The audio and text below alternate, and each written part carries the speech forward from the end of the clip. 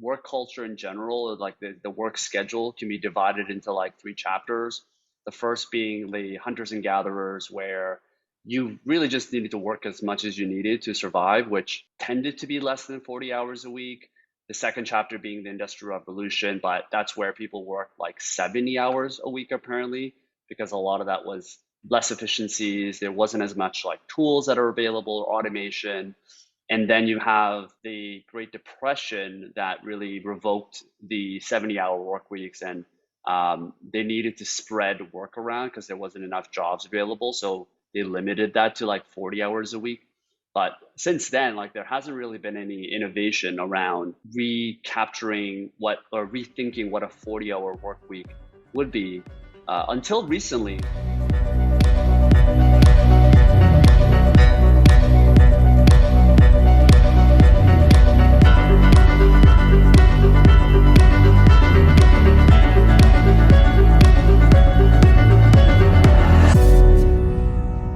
Welcome to Growth Minds. Whether it's your first time here or you've been here before, I'm curious to know what it is that brought you here. And if you can, smash that like button below. It really helps spread our message to more people. All right, on to the episode. I want to actually bring the topic towards something that I was just researching while I was doing research for this podcast, which is there is this history of like the 40-hour work week that has existed for a while. And there is an economist, John Keynes, who actually predicted that by 2030, all of us would be working just 15 hours a week. What do you think went wrong here? Well, I don't know if it's what went wrong. I'm not sure what people would necessarily do with their time if they weren't. I mean, there's many cool things about work. I mean, many of us enjoy what we do.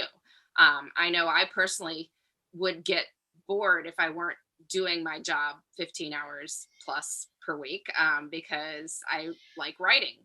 I like recording podcasts. I like the various things, speaking with audiences about this topic. It's something that I find Mhm. exciting and enjoying. So, I mean, there's certainly the question, one of the things that happened is that for many of us, work became a lot better. Like if you are, doing hard manual labor, like there's a real upside of aiming for only 15 hours a week. But if you're Yeah. doing fun stuff, with really clever, interesting colleagues, well, that's got a little bit more competition against leisure time. And so there's definitely that. But I think, to get at what you were asking, um, it just, people don't substitute necessarily leisure time for work hours because they decide that they can keep their current standard of living and be absolutely fine, right? Like people did become more productive in the economy as a whole. And so theoretically, if we wanted to keep our living standards from the time that the economists made that prediction, sure, then you work 15 hours a week, but people don't want that. They want to continue to raise their living standards. And so we keep, having work hours that are more. But that said, many people do work under 40 hours a week. If you look at the work hours that people truly log, there's a lot of people who are logging under 40. Even people who are in an office from 9 to 5, there's often time that's taking breaks in there. There's days off. If you look at the actual work hours worked, it does come out under 40 on average over the working Yeah. population. So it's not Isn't there 50, something? it's not 40 either. It's like in the 30s somewhere. So Yeah, I get that. Like in terms of the actual productive hours logged, that would make sense. But there seems to be still inefficiencies where, for one, most people don't do work that they truly enjoy, like yourself, which might be writing, podcasting, meeting people, creating. I would say probably 90% of the people are just still doing jobs that are getting them by paycheck to paycheck. And the inefficiencies of keeping them in the office or needing to be in their butts sitting down to work, even though they may only be working half the time in productive hours, seems to be the gap where those people no longer have the time to do and pursue other things that they may actually enjoy or even can earn them more income. because of the fact that they were kind of required to be in this office space for a while. Can you speak to a little bit about that, in terms of, Well, I certainly think that one of the exciting outcomes of the pandemic is the number of jobs that now do have a remote component. Because as you pointed out, there's a lot of time in the past that has been spent with butts and chairs for no reason other than that is how people picture work. You go drive an hour to sit, put your butt in a chair to email and call people in other places, and you may have done what you set out to do for that day by 3:30, but you can't leave because it would look bad. Whereas remote work gets rid of some of this. I mean, there's still obviously the need to be available and to be responsive, but there's just a lot less of like, am I sitting in my chair at 5 p.m. or am I not? Right? Work becomes by its nature more about what you are accomplishing, the tasks that are getting done, versus whether you are sitting in a chair for 8 hours. So I think that's a very exciting development, and it was slowly happening. It was, the remote work was definitely going up, but then the data on it has just exploded in any sort of managerial or business related occupation over the past 2 years. The American Time Use Survey tracks how people spend their time, has thousands of Americans talk through how they spent time yesterday, with yesterday being all 365 days of the year. So they keep, calling people and asking them to fill this out. And they found in 2021, it was 38% of people did some or all of their work at home on the days they work. And 68% did some or all of their work at their workplace. And in 2019, those numbers were 24 and 82. So there's been this 14 percentage point shift entirely in people who've like left the office just completely. And given that some kinds of work absolutely can't be done remotely, like, you can't drive a truck remotely, you can't be a waitress remotely. I mean, there are certain things that have to be done in person. So because those jobs couldn't experience that shift, like that, the shift among jobs that can be done remotely has been even bigger, right? It's been even bigger than that 14 percentage point shift. So that's kind of, an exciting development. But to your point about, if people are working 40 hours a week, they can't do other things that they might want to do. I know that it certainly can feel that way, but I would encourage anyone who does wind up in a position where you are doing a job where it is paying the bills, and that is wonderful. You're supporting the people you need to support, also wonderful. Not your favorite thing to do with 40 hours of the week. It might help to keep in mind that there are 168 hours in a week. We mentioned that was the title of one of my early books. So if there are 168 hours in a week and you sleep 8 hours a night, so that is 56 hours per week, 8 times 7, 56. Subtract that from 168, subtract 40 from 168, you get 72 hours left over. And 72 hours is not a small amount of time, right? It is more time than you are working. It is time that is available to do things other than work. And yes, work is going to take a lot of energy. And yes, you get ready for work. And yes, many jobs you do have to go to work and put in the travel time. But even with all those things, there is still some time left over. And I find that if you can keep your eye on that and maybe track your time to see what time is spent at work and what time is available for other things, that can then nudge you to think about, well, what would I like to do in my non-working hours? And are there ways that I can bring my non-working interests into my life, and to take some of those hours and devote them to those things? And yes, you still have 40 hours devoted to work that you may not be thrilled about. But life can feel a lot more wonderful when you are making time for hobbies and passions and friends and family and, learning opportunities and things like that. Yeah, the evening and weekend time is so crucial, right? And I know you wrote the book, I think in like 2010, that's when 168 hours came in, but that's when people were still commuting to work, which was probably 30 minutes to an hour each way. So that's around an hour or two per day for 5 days a week. So like most people probably didn't even have 72 hours. They probably had like somewhere closer to like 50 to 60 with all of the time getting ready, makeup and showering, all that stuff. But with That's still remote a lot of work, time. I mean, I would that's say like you say it's only 50 or 60 hours, but it's not nothing, right? Like there's a big exactly, difference exactly. between not as much as I want and none, right? And I Yeah. think being able to live in that difference and being like, the fact that something is not as much as I want doesn't mean it's non-existent, allows us Yeah. to open up all sorts of other possibilities. Yeah, no, for sure. My point one really was that with remote work or with people that are being able to work remotely where there is no commuting time, there is really no excuse for someone to be able to find other things that they want to do. And yeah, like it's interesting to see where this will evolve, like this fourth revolution or this fourth chapter of how work culture has been in the Western culture, particularly. I was reading somewhere like work culture in general, like the work schedule can be divided into like three chapters. The first being the hunters and gatherers, where you really just needed to work as much as you needed to survive, which tended to be less than 40 hours a week. The second chapter being the Industrial Revolution, but that's where people work like 70 hours a week apparently, because a lot of that was less efficiencies. There wasn't as much like tools that are available or automation. And then you have the Great Depression that really revoked the 70-hour work weeks, and they needed to spread work around because there wasn't enough jobs available. So they limited that to like 40 hours a week. But since then, like there hasn't really been any innovation around recapturing what or rethinking what a 40-hour work week would be until recently, where people have been advocating the 3-day work week, the 4-day work week, where they would give people 3-day weekends and so forth.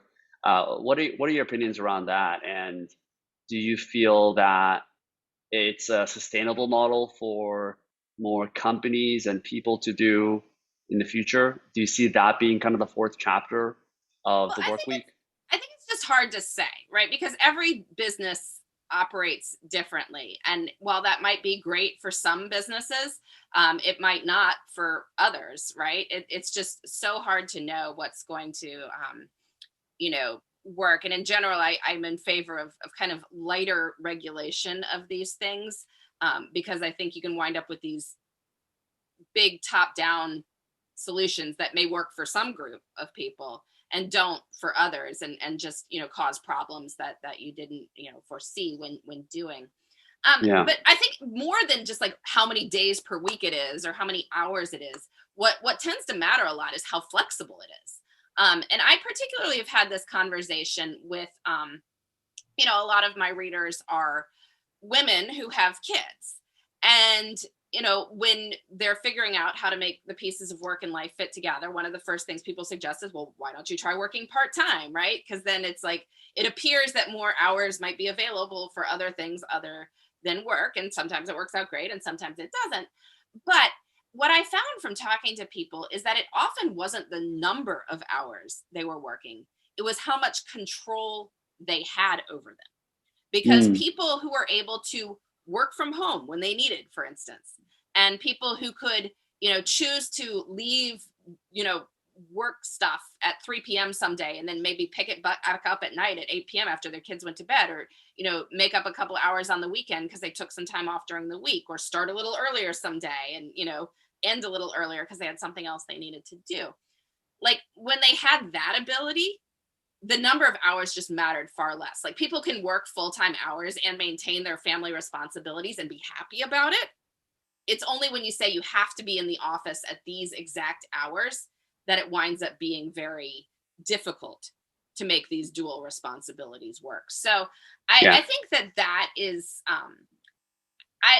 I would say that I would be more in favor of people saying that the work wherever possible is about the task getting done, and less about how many hours you are devoting to it and in what location you are doing it. Now, again, lots of work just cannot be done this way. Like if run a dental practice, like you need your hygienist to work the hours that you're seeing patients there. I mean, it just, it's not something that can be done from home, and it's not really something that can be done all that flexibly. I mean, you might be able to make flexible shifts, say like, well, if somebody prefers to work a later shift and somebody else prefers to work an earlier shift, let them work it out together and, split coverage of time. That would be great. And good employers already do that. But it for places where it is an option, being a little bit more focused on outcomes and a little bit less focused on even the unit of Mm. time and the variable of place, allows people to live the lives they want and have the professional satisfaction that many of us do desire. Yeah, it is crazy that we force people to work at the same time, at the same day, especially when you work in online businesses where you may have customers all around the world. Like you said, like if you're a dentist and you have customers that are coming in from 9 to 6 p.m. because within your time zone, it's a physical service. But if you run like an e-commerce store, or if you're working for some form of online service where you may have customers from India to China to the US, like it really does not matter where and when you work. And I personally work like way better online, like I'm way more nocturnal, and I would probably say I work more hours than if I was to be forced to work in the mornings. And yeah, I agree with you. Like that number of hours, it shouldn't really matter. Um, but I guess, do you have any insights or research around in a typical workday? Like, has there been any research around what is like the right number of hours before most people see a diminishing return in terms of productivity? Um, Again, it just varies. I know that most people cannot work more than a few hours in a row without taking a break. That is very much true, and people can experiment with it on their own. But for many people, it's around 90 minutes to 2 hours is kind of the max, of what they can Mm, do before in a something, row. yeah, in a row before something needs to shift. And it could be a little shift. I'm not saying it has to be huge. It can be a change in location. It can be that you get up and get a cup of water and then come back to your desk after walking around a little bit. It can be that you go outside for a few minutes and come back in. All of those things can add to people's energy levels. But what happens is people think they don't need to proactively plan in breaks. And then you Mm, get the phenomenon of your brain taking its own breaks that are taken without permission. And so, you're working away and you realize you've read the same email 6 times in a row, and your phone dings and it's somebody's alert on social media, and you go click on it and you find yourself falling down some sort of internet rabbit hole that can take easily 45 minutes before you realize what you are doing. mm, And those situations, it's very much that you needed a break. Your energy levels had plummeted significantly. You didn't take a real break, so your brain forced you to take some other form of break, and it wasn't a very rejuvenating one, but it was one that you could take sort of mindlessly. So yeah. I think that happens a lot. I also tend to view it more as like, I we live our lives in weeks, so it's not so much how much you can work per day. I think there's a very strong element of how much you can do per week. Um, Mm, and so if you need to work a really long day someday, that could be totally doable. And you could have a very productive day. But it probably needs to be balanced by something that's a little bit more limited, in the day or two after that, in order to sort of sustain the rhythm for the week. And sometimes that works better for people. Like they'd like to work a really long day on Monday and have a short day on Tuesday because they have stuff they want to do in their lives on Tuesday. I don't know. They're training for a marathon and they want to run for 3 hours in the morning or something, and yeah. start work at noon and work till 5. And that would be great. Like, and I see no reason that somebody couldn't work till 8 p.m. on Monday, come into work at noon on Tuesday, if they are in the sort of job where they can, it's about what you get done as opposed to what hours you are working. And that could be very sustainable for many people. Yeah, another one is like theme days that I've heard. I think Jack Dorsey also does this, who's the CEO of Square, which is he has like themes for each day. So Mondays he would do design, Tuesdays he might do like administrative work or hiring. Wednesday could be dedicated to or to product, and he has these like set days where he knows he has to be in a certain mind frame. And obviously, like some days would be easier than others as well, but yeah, I think like rethinking the productivity of how you like what you accomplish per hour or per day is maybe a little bit short-sighted versus thinking about it maybe even within a couple of weeks. And a lot of Yeah. people can accomplish more in one week than they can in 3 weeks of, inefficiencies. Well, things don't have to happen every day in order to count. And what you're talking about with Jack Dorsey's schedule is, I mean, the good thing about setting certain activities for certain days is when you don't do them on one day, you don't feel bad about it either. Like, I mean, maybe one day is devoted more to like feedback for employees, like you have a certain time for that. And maybe it's the kind of thing you want to do more in general, but like you get to the end of Monday and you didn't do it. It's like you could feel bad Mm, about it. But if you know that Tuesday is the day you generally focus on that, you have permission to sort of do whatever else you need to do on Monday because you know there's time on Tuesday for dealing with your management issues that you want to tackle. So I think that can definitely work for some people. But what it really is, what the benefit you're seeing from that is that it's being intentional about your schedule, right? It's about saying ahead of the week, like this is what I plan to do in the week. This is what I would like to get done. This is roughly when I plan to do it. I will be mm, hiring on Wednesday. I will be dealing with marketing on Tuesday or whatever it happens to be.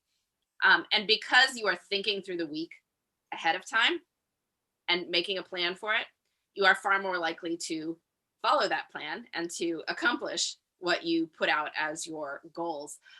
So, people are like, well, I couldn't just devote Monday to marketing and Tuesday to whatever, I can't do that in my life. And that's perfectly fine. Like, you don't have to. But if you can say, like, I need to accomplish this for marketing in the next week, here is a time that roughly I would like to devote to it, then it's far more likely to happen. And the real pro tip with that is to add a backup slot. Like, maybe Tuesday morning is when you plan to focus on employee feedback. What happens if you have a crisis Tuesday morning, like your biggest client is exploding and everyone has to deal with that? Well, it doesn't mean that employee feedback wasn't still a priority. Like, it is. Like, you still need to do that even if things are on fire around you. But maybe there's a backup slot. You say, well, okay, if it can't happen Tuesday morning, it's going to happen Friday morning. And I am intentionally only putting things on Friday morning that could be moved, could be canceled, whatever, because it is so important to me to have that time for employee feedback that even if something goes wrong Tuesday, I'm going to move that all to Friday and make it happen anyway.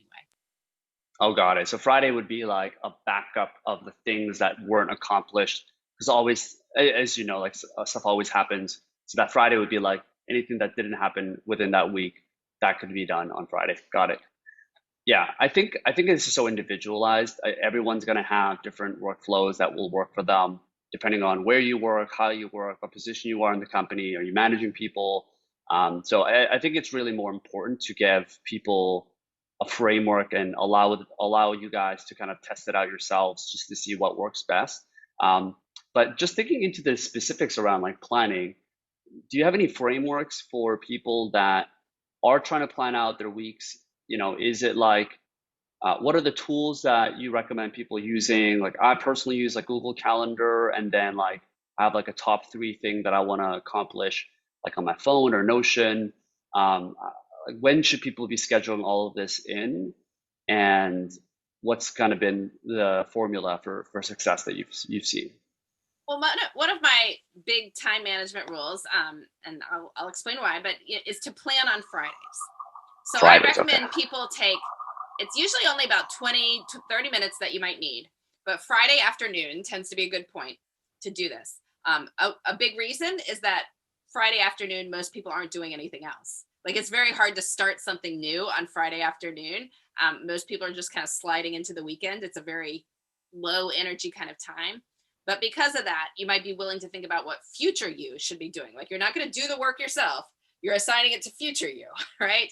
And so that can turn what would be wasted time into some of your most productive minutes of the week.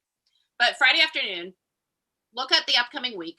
Make yourself a short 3-category priority list: career, relationships, self. And so then you think about, well, what are the big things I want to accomplish in each of these buckets in the course of the upcoming week?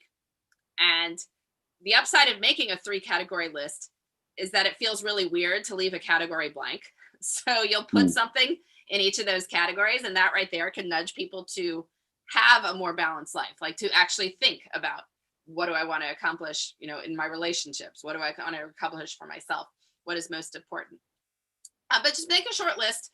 Ideally, these are like steps toward your long-term goals that you can do in the next week. Look at your schedule, figure out where they can go, right? Plan them in. And then look at what is already on your calendar for the upcoming week.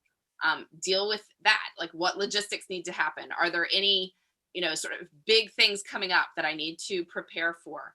Can I see any logistical challenges? Like, interesting, I'm talking with this team that their meetings always run late and there's something I want to get to that's right after that. What am I going to do about it? Right. Like, but when you see that ahead of time, it allows you to strategize to maybe solve that problem or figure something out. Whereas oftentimes when people just go to things one next to each other, they don't see the problem until it's hitting them in the face, and then it's usually too late to deal with it.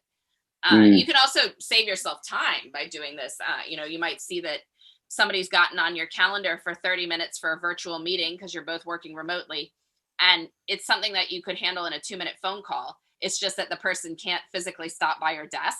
So what did they do? They got on your calendar for a 30-minute phone call. It's like, well, but if you see that and you're pretty sure that's what it is, like, you can just call that person on Friday afternoon and figure out what it is and answer the question. Mm. And then, wow, that's 30 minutes that's, freed up for whatever else. So just Yeah. taking a little bit of time to be intentional about the upcoming week and, plan some fun stuff in too. Like, that relationship priority might be, I want to do this with a friend or do this with my family.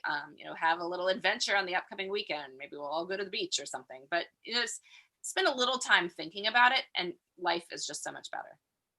Yeah. So you recommend just setting those goals on Friday afternoon and then actually scheduling it in your next week's calendar, knowing that things are going to be moved around. But I agree. There is this like sense of like commitment that you have when you know it's on your calendar. Like, because I personally look at my Google Cal for everything that I do as for next steps, and it's like it's on your calendar. You feel way more committed to actually do it.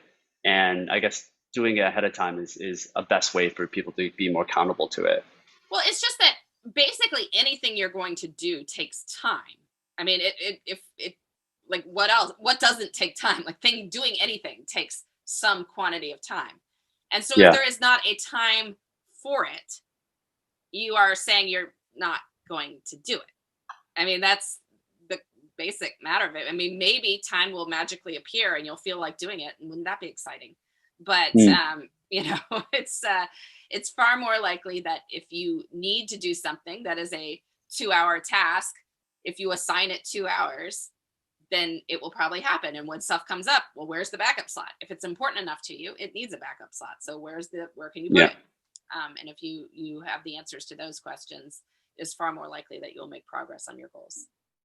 So when people are actually scheduling this in, do you have any tips around certain things that should go in certain parts of the day or certain parts of the week? So, for example, like two things that I do that have worked out and it stayed with me for a while, which is doing like the really hard stuff or creative stuff in the morning and then saving the administrative tasks. It could be email, it could be like spreadsheet stuff or just reviewing stuff. Anything that people need from me would be done after like 2 p.m., let's say, until the afternoon, because that's when I have less um, brain power, kind of that willpower, and I can just kind of coast through those. The second thing is I like to bunch things in order. So if like there are certain calls or emails, and I like to try to put those in order instead of like once at 9 a.m., once at 1 p.m., because it just kind of gets you out of your flow, I feel.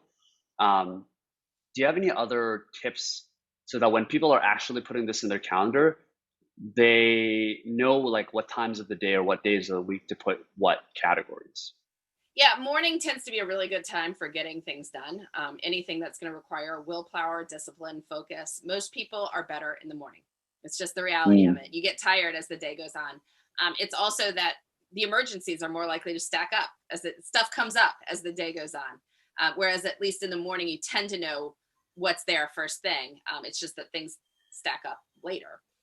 So that means for most people, doing it first thing, if it's important to you, is what's going to raise the chances that it gets done. I would say that this works for the week as a whole as well. Scheduling something for Monday morning means it's highly likely to happen. Whereas Mm. scheduling it for Friday afternoon, like, everything you didn't get to during the week is going to stack up to Friday afternoon, and then you're going to run out of energy and, want to be done for the weekend, and you won't do it. Like, if you don't absolutely have to do it, you won't do it. So those sorts of things that are, priorities but are not urgent, they're just important, but they're not urgent. Like, they won't happen. So I think, Yeah. scheduling them for Monday morning is sort of your best bet for making sure they happen. And as you said, I mean, a lot of the sort of status check-ins, administrative work, it doesn't require our best self. It's such a waste of mental energy to schedule a meeting that is not particularly advancing something. Like people are just checking in and updating how's things going. For like 9 a.m. That's Mm. people's best time, right? I mean, you might not even need to have that meeting at all, but if you're going to have it, like have it at 1 p.m. or 2 p.m. when people are not at their freshest, they're going to go to the meeting regardless. Like when stuff's on their calendar, people do it, but they won't do the things they don't have to do. So those things are best done when we are best able to handle them, which tends to be first thing in the morning. Not for everyone, but for most people. Yeah, this is another thing that I wanted to discuss with you, which is like as I've gotten older, the more I found myself saying no to opportunities and thinking about ways that, like, I almost feel like the most productive thing you could do is to look at all of the things that you have on your to-do list and remove like 50% of them. Because most of the things I feel we put in to-do lists or things that we have on our agenda don't really move the needle forward. And it's so much more about like optimizing or thinking more carefully about the things that you do decide to spend time on and saying no to almost everything else. Um, how how do you have like how do you encourage people to set up certain frameworks to say no to certain opportunities, or do you have a different opinion about that? Well, I think yeah, it's important to be careful about what you commit yourself to do. And if it's not advancing you toward your personal or professional goals, it may be wasted time. I mean, and we do want to do some things as part of being, part of a network of human beings, but it does behoove us to be careful.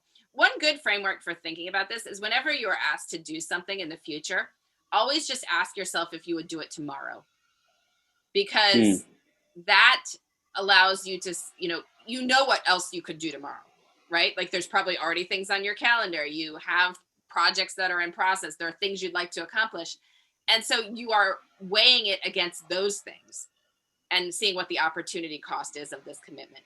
Whereas if somebody asks you to do something in November and it's July now, it's like, well, I don't know, seems like November me is going to have tons of time. And if you look at Yeah, your yeah. calendar for November, it looks completely open. You're like, It's oh, empty. I don't have anything in November. It's like, well, come November, you won't be completely, like Yeah, everything will be just as busy as it is now. And you are going to be the exact same person you are now. yeah. So would you do this tomorrow allows you to ask yourself, is this something I truly want to do? As opposed to like, oh, well, I guess I'm free, so I could make it happen. So that often helps me think about whether it's something I truly want to do. Yeah, it's a good point. Even if I look at my calendar like 3 weeks from now, it looks completely empty, but I know it only fills up like a week before. That's just like human nature. And I also find myself um, every time I'm like super tired, like in the afternoon or in the evenings, and someone asks me something, I always regret saying yes because I'm not in the right state of mind when I'm in agreement of it, and especially if it's a big decision. Either I make the wrong decision or I commit to something that isn't just beneficial. So that might be another useful point for certain people learning from my personal like lessons is that like any big decisions you may want to wait until you're actually fresh in mind. So ask yourself if you're too tired to make this decision as well. Um, there's also the not to do list. I don't know if you heard, this is also something that Jack Dorsey does, which is instead of having a to do list, he makes a list of things that he isn't going to do on a weekly basis. And this could be like bad habits or things that he knows will distract him from accomplishing his to do list. Have you experimented with anything around that? I haven't personally. I more find that when I am filling my time with the things that I do want to be doing, there's just less time available for stuff that I don't want to be doing. Yeah. And so I haven't done that. I know other people have and have found it useful. So if there is something that you find yourself spending time on that you don't wish to spend time on, and you're pretty sure that you don't have to spend time on it, you could in fact put it on a to-do list, like a not to-do list. And at the end of the day, when you haven't done it, you can cross it off. Same as, the satisfaction we get from crossing off something that we do wish to do on the list. But I think you kind of have to know yourself on that one. Yeah, no, for sure. Yeah, I think with productivity and time management in general, it's easy to get in the weeds of trying to be super efficient with every second or every task, and it's kind of like we're addicted to this idea of like crossing off things on the to-do list. um, but yeah, I don't know your thoughts about this, but I often find that trying to be more effective with doing less. So an example is, what are some things that you can schedule in your calendar? So, for example, like Jeff Weiner, who used to be the CEO of LinkedIn, he would schedule like blank times, which are like 90-minute or 60-minute slots where he would just do nothing.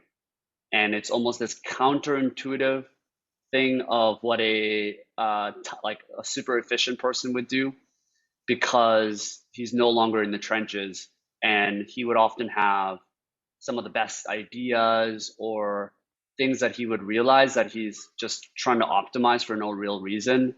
And um, yeah, what are your thoughts on that? Like trying to almost not be efficient for the sake of being more effective Well, in the certainly long run. one of the reasons I suggest people have open space in their schedule is, what we talked about earlier, stuff comes up. And if something is a priority, you want to have space to put it, even when something takes over the initial spot that you thought you would tackle it. So Mm, leaving more open space in your schedule allows you to have that cushion, so that things can get moved when they need to without borrowing time from the next week, which is going to have crises of its own. So we don't want to keep pushing things forward forever. yeah. And if we have open space, we often don't need to. Um, if there is open space, though, you often, if you don't need it for something because things haven't needed to get rescheduled, you can find yourself doing kind of cool mental stuff. Like people read an article all the way to the end. They don't stop, 5 paragraphs in and be like, I got the gist. They're actually going to read it to the end if it's something interesting. Or, you start thinking about like, oh yeah, that person, like, let me just shoot them an email. Like, let's see what they're up to. And, you pay a little bit more thought to, like, maybe you're trying to respond to someone, you think about it a little bit more and come up with a new idea. I mean, when you're not totally pressured for time, like your brain can just do all sorts of amazing things. Mm, And so it's a bit of this paradox because you have to be very good about your schedule in order to have this open space that your brain can then use when it doesn't have the time pressure. Because the problem is, like, people are like, well, I come up with my great ideas when I'm not scheduled, so therefore I don't need to plan and schedule. And it's like, well, the problem is, if you have anything you need to do in your life, like not figuring out when that's going to happen and having the plan and the schedule for it means you're going to be living in constant chaos. And there's going to be constant like need to do stuff urgently, and you will never have the mental space to make these breakthroughs. So the two really work together. If people can't get their heads around the idea of just like completely open space, I mean, where you do nothing, whatever nothing is, I'm sure he's sitting there making notes scary, and right? writing things. And Doing nothing. go for a walk, like, because then it's something that you're physically doing something. And for many people, having that slight mental engagement, which it takes to walk around in the outside world, because where is the sidewalk, am I not stepping on anything, there's just like just a tiny little bit of mental energy, but it's not intellectually demanding. That keeps your brain just occupied enough that it can then sort of mentally work through whatever problems you're trying to solve. And that's why people often come up with their best ideas while they are driving or walking or Right. things like that, where it's not intellectually demanding. It takes a tiny bit of brain space, but not all of it. And so your brain just starts entertaining itself doing other things. Oh, interesting. So you think that little bit of brain energy where you're showering, so you do need to think about like, even though it is muscle memory, like putting in your shampoo or walking to avoid certain things or driving, you think a little bit of that is actually going to be more helpful for spurring out more creative ideas because it gets your brain activated? Or Are you suggesting that more for the sake of just so that people aren't going crazy, just sitting down and doing Well, nothing? no, I really think that's. I mean, there's plenty of people who found they get their best ideas by doing this. And it's like you're not.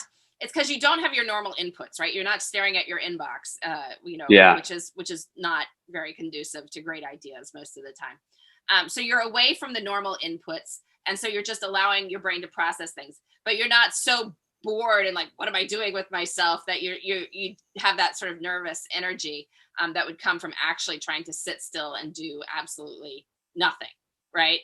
So just a tiny bit of activity. Like you're driving somewhere, that's why people get good ideas while they're driving. You're showering, you're walking, you're you know sometimes it's physical hobby type things. Like I've seen people cross stitching and knitting, and that's when they're getting their good ideas, is mm, because it just is a slight bit of physical energy that is taken, a slight bit of mental energy, but it still yeah, allows your brain to wander a little bit as well.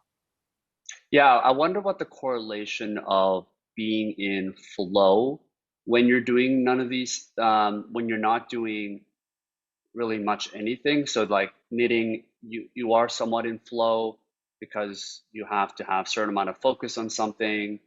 Um, Maybe even like doing sports, anything that kind of gets you in that state of flow. Do you know anything about around like that correlation of spurring creative ideas or insights with So, flow? well, what, it's interesting because I mean, I kind of think of these things as different because um, obviously you can get in a state of flow with like you know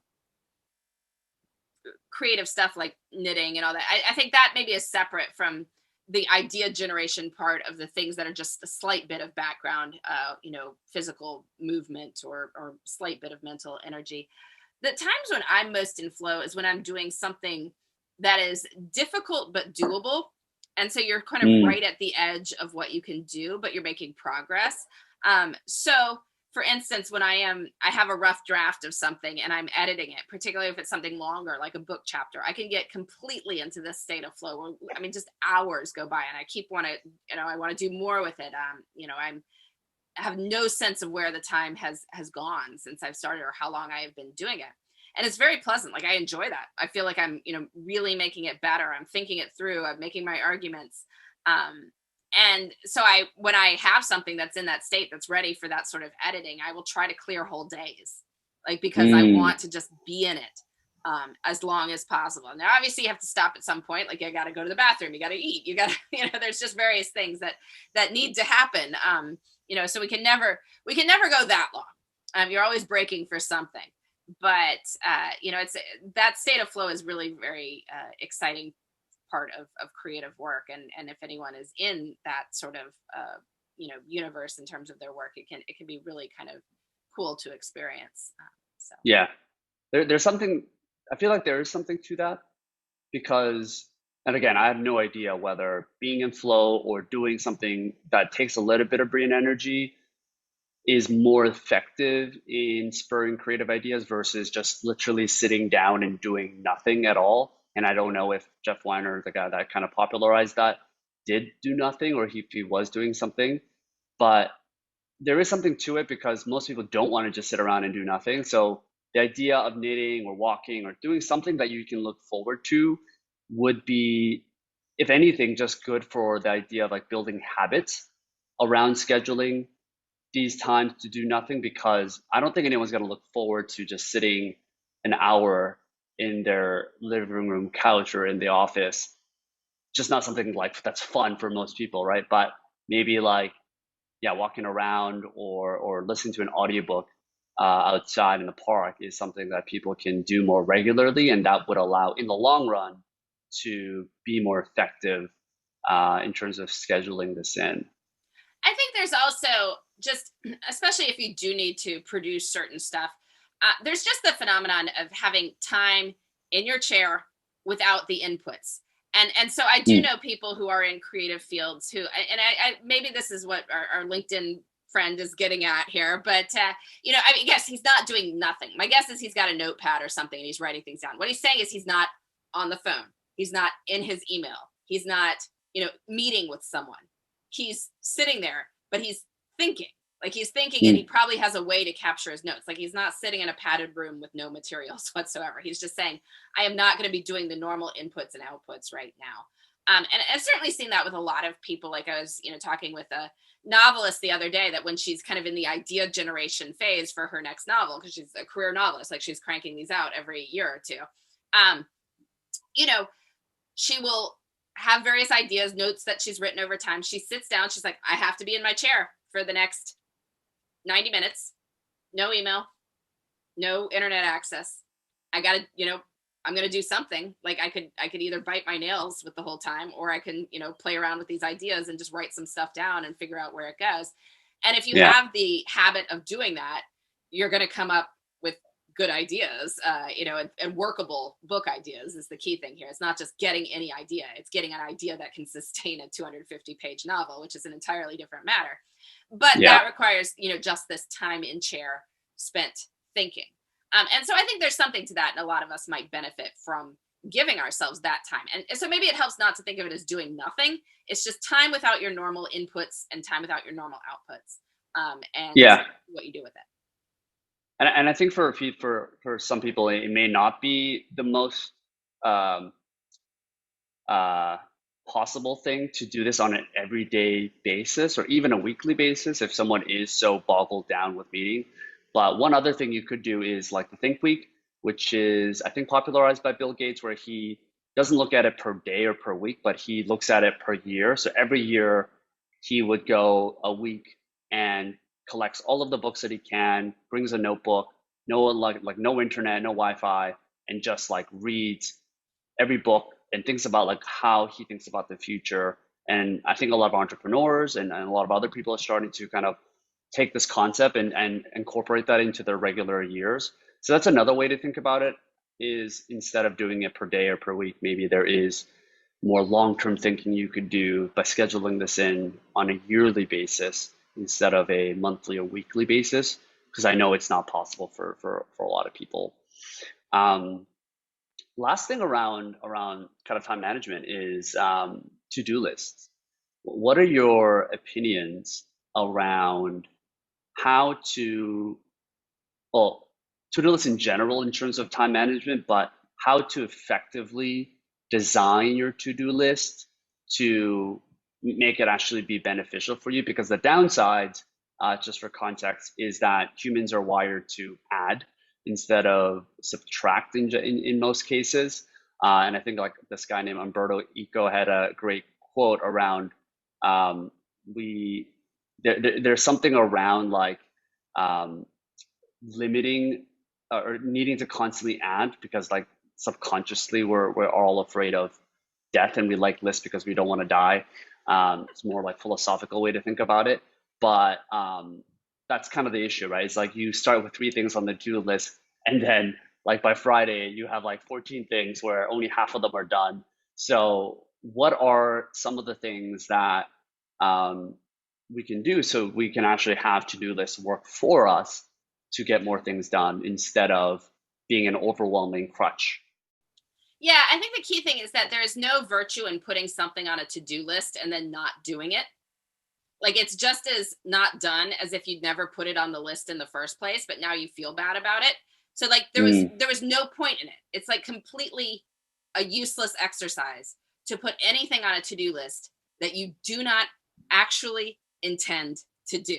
And that by intending to do, I mean you have the time, you have all the logistics worked out, you have thought through what it's going to take, and you have a plan to accomplish it by a certain time or whatever. And now, obviously, to get to I think of a to do list as a contract with yourself. Like, these are the things that come hell or high water, I'm going to get to this day or this week. And the reason to make it, a contract with yourself is because then it's useful. Like, then you have decided what you are actually going to do this week. And now you can do those things. And then next week, you can move forward to other things, knowing that once you put something on the list, it will happen, right? That's when a to-do list becomes very useful, because it's a decision tool of like, these are the things that no matter what else happens, I'm going to do. Now, obviously, as we discussed, life comes up, right? And so in order for that list to still be a contract with yourself, it has to be short. Like it cannot be mm, long, because you know, you could wind up in the ER at noon today, right? Like if that was to be the case, like what three things would you really have wanted to do before that happened, right? Like, I mean, you have to make it as short and, concrete and actually urgent for today as possible. And then if you finish it and you got more time, like great, go find some other stuff to do, right? Like I'm sure you can come up with other things that were not the most important things and the most urgent things for you to do, but exist in the universe of stuff that you could be doing. So feel free to go choose some of that if you have gotten through the tasks that you have set for yourself for the day. But by keeping it very short and focused, it becomes useful because once something goes on the list, you will do it. And then you feel free to put things for the future, knowing that they will happen. Like you don't feel bad that you're not writing that report today because it is on the to-do list for Tuesday. And you know that no matter what happens, you are going to make time for it on Tuesday. You have that time carved out. Like maybe you've even scheduled fewer things on Tuesday, so there will be more space for it. If stuff comes up on Tuesday, you have, made it a free night on Tuesday night so you can work on it then, or maybe it's even that, very early Wednesday morning, you have carved out time for it if it won't happen Tuesday.